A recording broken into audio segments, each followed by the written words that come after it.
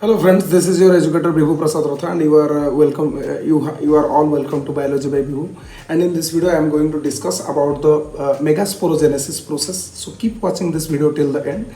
And if you have not watched the microsporogenesis from my channel, then do watch that video first. Then come to this video. You will get ample of information from this video. That's a guarantee. And if you like the video, then please hit the like button. Please subscribe the channel and share the video among your friends. Thank you.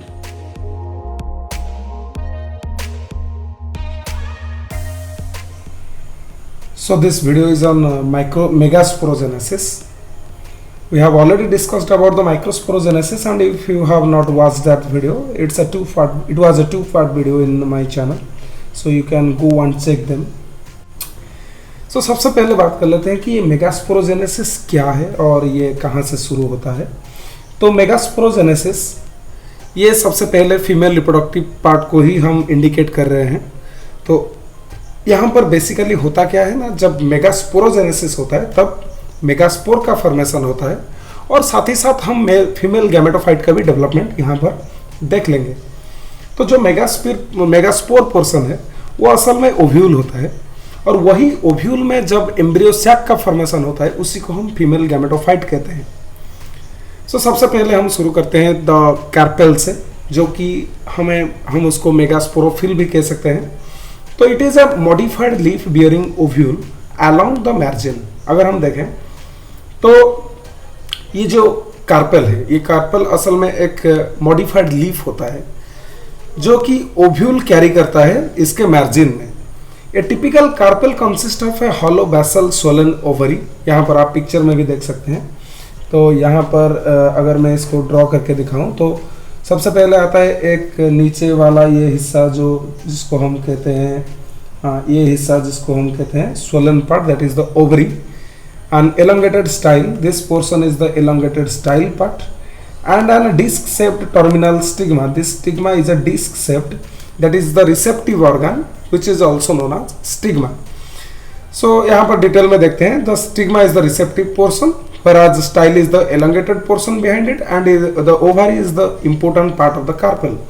तो stigma जो हुआ वो एक receptive portion है जो pollen grain को receive करता है और जो स्टाइल आता है वो एक एलोंगेटेड पोर्शन है और जो ओवरी है वो एक इम्पोर्टेंट पार्ट होता है कार्पल में जो ओव्यूल को बियर करता है।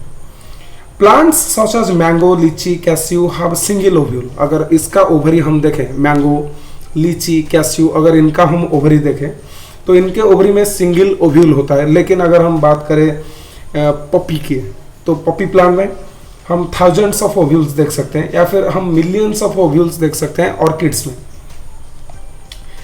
फिर आता है स्ट्रक्चर ऑफ द ओव्यूल। ये जो ओव्यूल होता है वो कैसे होता है?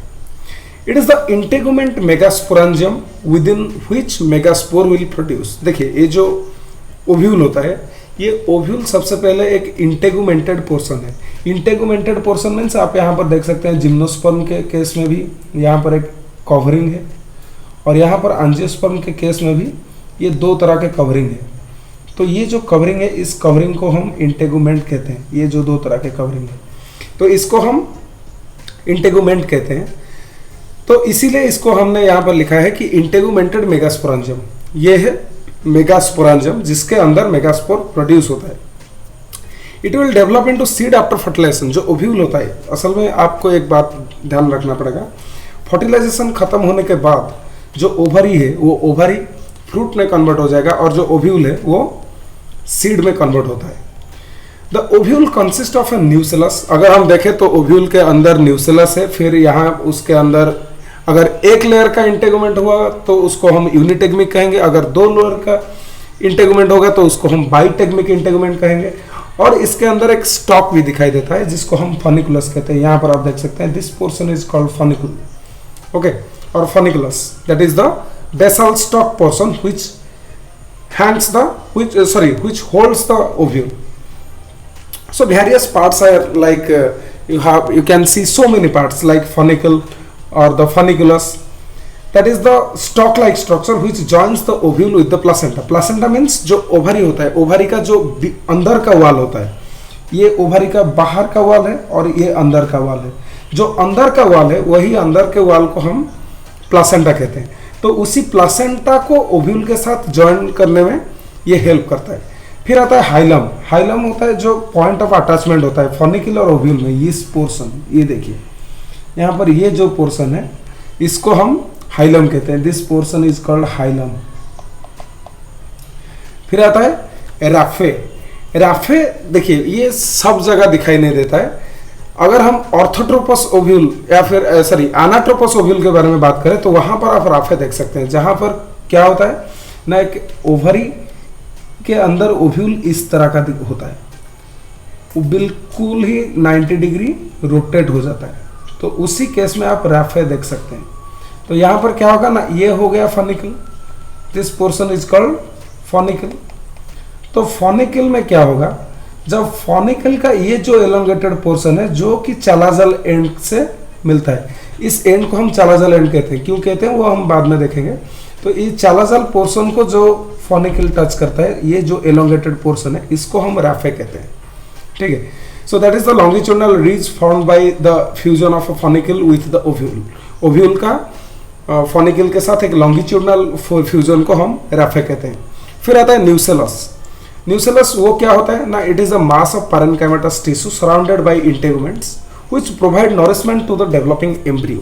देखिए यहाँ पर इसके अंदर एम्ब्रियो डेवलप करेगा फर्टिलाइजेशन के बाद। जब एम्ब्रियो डेवलप करेगा तब ये जो न्यूसेलस है ये खुद को डिस्ट्रॉय कर लेगा और इसी से ही ये जो एम्ब्रियो है ये नरिशमेंट ले सकता है।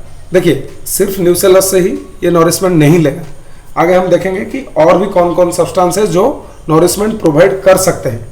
फिर आता है integuments, embryo sac. It is the female gametophyte which contain the egg apparatus। देखिए ये जो एम्ब्रियो सैक के बारे में बोला गया है, ये जो मेगास्पोरासाइट है यही डेवलप करेगा एम्ब्रियो सैक में। तो हम एम्ब्रियो सैक के बारे में आगे देखेंगे। तो उसी को हम फीमेल गैमेटोफाइट कहते हैं, that contains the egg apparatus। उसी के अंदर एग apparatus मौजूद होता है। Integument, these are the outer covering of the ovule which provide protection. Then micropyle. Micropyle क्या होता है ना, वो एक नैरो पोर होता है या फिर पैसेज होता है जो कि इंटेगुमेंट के वजह से ही फॉर्मेशन होता है। देखिए यहाँ पर आप देख सकते हैं, इसी को हम माइक्रोपाइल कहते हैं, इस पोर्शन को। ये सब तरह के, यहाँ पर जिम्नोस्पोर में भी आप माइक्रोपाइल देख सकते हैं या फिर एंजियोस्पोर में भी देख सकते हैं। तो क्या होता है ना, जब एक ओव्यूल के अंदर एक इंटेगुमेंट डेवलप करता है, इसका डेवलपमेंट अगर मैं दिखाऊं तो वो कुछ इस तरह का होगा। देखिए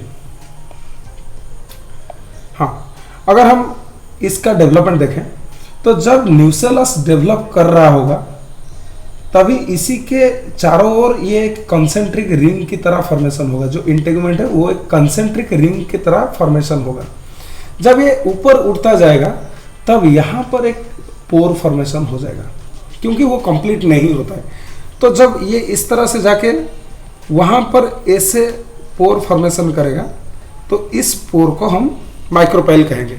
तो जिसी पोर को हम माइक्रोपाइल कहते हैं, ठीक उसी के अपोजिट में ही चालाजल एंड मौजूद होता है। तो देखिए micropyle, that is the narrow pore or passage formed by the projection of integuments through which pollen tube enters. तो इसी के अंदर से ही पोलन ट्यूब इसके अंदर घुसेगा। फिर जो आता है chalaza, it is the place of origin of the integument on the basal swollen part of the nucellus. तो न्यूसेलस का जो बेसल पोर्शन होता है, जहां पर इंटेगुमेंट्स या फिर न्यूसेलस या फिर फॉनिकल सब जिस जगह पर ज्वाइंट करते हैं, उस कॉन्जॉइंट प्लेस को हम चालाजा कहते हैं। फिर आता है मेगास्पोरोजेनेसिस। अभी देखेंगे कि जो मेगास्पोर फॉर्मेशन होता है उसी प्रोसेस को हम मेगास्पोरोजेनेसिस कहते हैं। So formation of megaspore from the megaspore mother cell is called megasporogenesis. तो मेगास्पोर मदर सेल क्या है, इसको हम देखते हैं सबसे पहले। तो it occurs inside the ovule. ये ओव्यूल के अंदर ही इस प्रोसेस का शुरुआत हो जाएगा। And the process starts so early when the nucellus was not completely surrounded by the integument. जब ये जो न्यूसेलस था, ये न्यूसेलस जब integument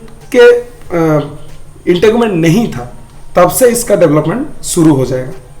which develops concentrically in a ring like fashion around the nucellus। मैंने अभी आपको कुछ ही देर पहले बताया कि कैसे ओव्यूल के चारों ओर कंसेंट्रिकली इंटेगुमेंट फॉर्मेशन होता है। First of all a single celled आर्केस्पोरियम is formed inside the nucellus. तो क्या होगा, सबसे पहले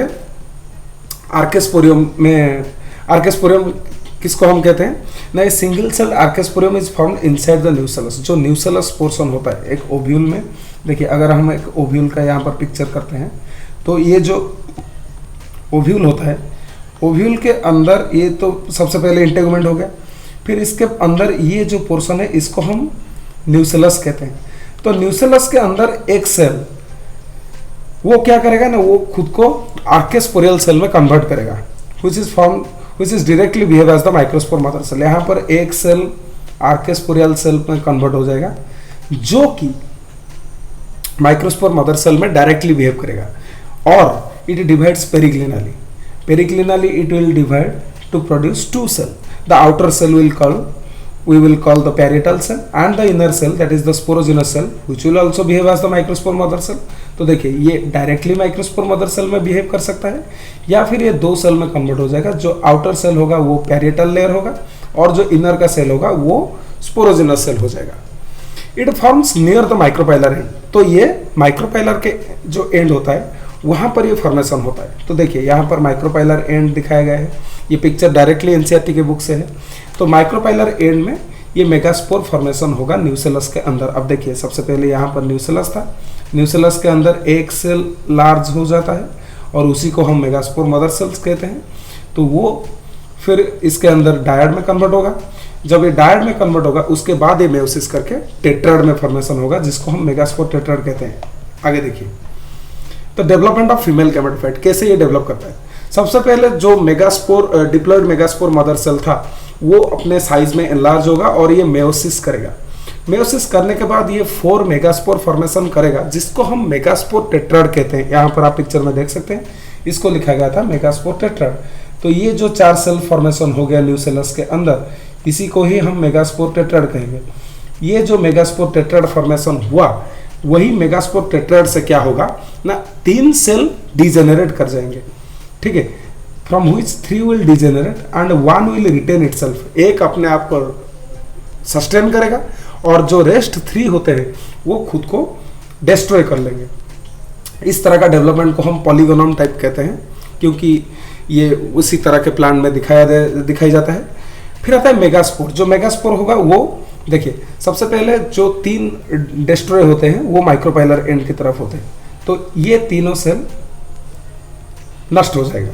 लेकिन ये जो एक सेल रह गया जो कि चलाजल एंड की तरफ है, तो वही फिर बाद में डेवलप करेगा।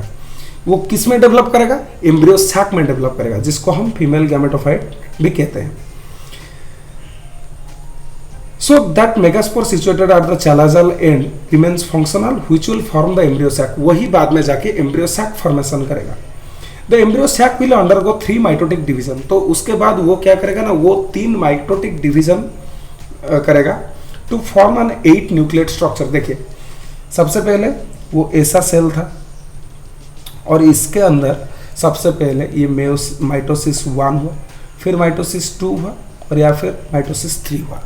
तो 3 माइटोसिस करेगा वो। जब वो 3 माइटोटिक डिवीजन को पास कर लेगा तब वो एक 8 न्यूक्लिएट स्ट्रक्चर फॉर्मेशन करेगा।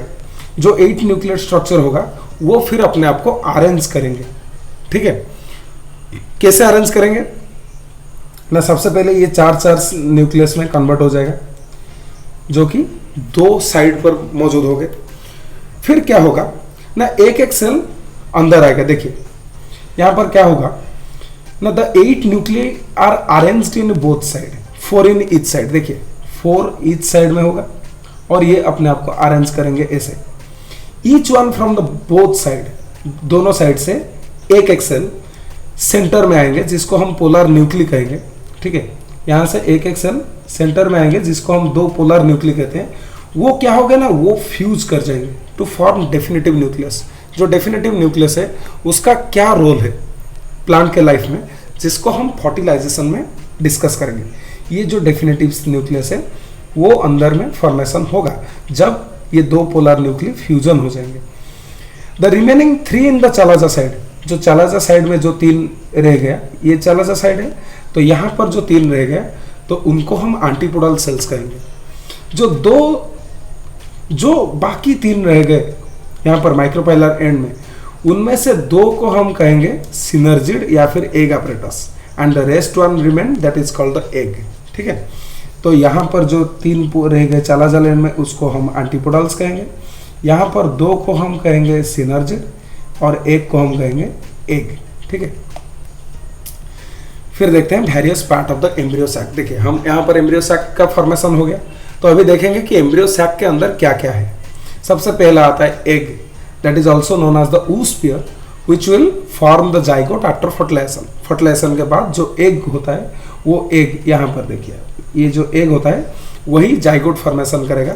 इसके बाद यहाँ पर आप देख सकते हैं ये है एक, ये है दो सिनर्जिड्स यहाँ पर है। ये 2 सिनर्जिड्स के पास क्या होता है ना, यहाँ पर एक फिंगर लाइक प्रोजेक्शन होता है जिसको हम फिलीफॉर्म apparatus कहते हैं। वो फिलीफॉर्म apparatus क्या करते हैं ना, ये गाइड करते हैं जो पोलन ट्यूब होता है उसको एग के अंदर घुसने के लिए गाइड करते हैं, या फिर एम्ब्रियो सैक के अंदर आने के लिए गाइड करते हैं। और ये लोग ऑल्सो हेल्प करते हैं ऑब्जर्वेशन और transportation of food into the embryo sac. Embryo sac के अंदर फूड आने में भी ये हेल्प करते हैं। फिर आता है polar nuclei. These 2 will fuse to form the definitive nucleus। देखिए, ये जो पोलर न्यूक्ली है, यहाँ पर 2 पोलर न्यूक्ली, ये क्या करेंगे नहीं, ये अपने आप फ्यूजन हो जाएगा। तो फ्यूजन होने के बाद क्या होगा ना, वहाँ पर एक डेफिनेटिव न्यूक्लियस फॉर्मेशन होता है और वो भी फर्टिलाइज करेगा। देखिए, हमारा जो पोलन ट्यूब था, हम वहाँ पर पिछले वीडियो में देखे थे कि जो पोलन ट्यूब था उसके अंदर 2 मेल गैमेट फॉर्मेशन हुए थे। तो वो जो 2 मेल गैमेट फॉर्मेशन हुए थे, उनमें से एक आके एग को फर्टिलाइज करेगा और दूसरा आके इसको फर्टिलाइज करेगा।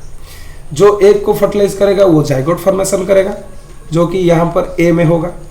और जो पोलर न्यूक्लियस या फिर डेफिनेटिव न्यूक्लियस को फर्टिलाइज करेगा, वो क्या करेगा ना, वो एंडोस्पर्म फॉर्मेशन करेगा, जिसको हम प्राइमरी एंडोस्पर्म सेल कहते हैं, which is a triploid structure। It is a triploid structure that is 3n in nature, which is a triploid structure। It gives nourishment to the developing embryo। यहाँ पर जो embryo develop करेगा, यह इसको nourishment provide करेगा। फिर आता है जो एंटीपोडल सेल्स होता है, वो एंटीपोडल सेल्स वो चालाजाल एंड में होते हैं और उनका कुछ काम भी नहीं होता है, वो डिस्ट्रॉय हो जाते हैं प्रोसेस कंप्लीट होने के बाद।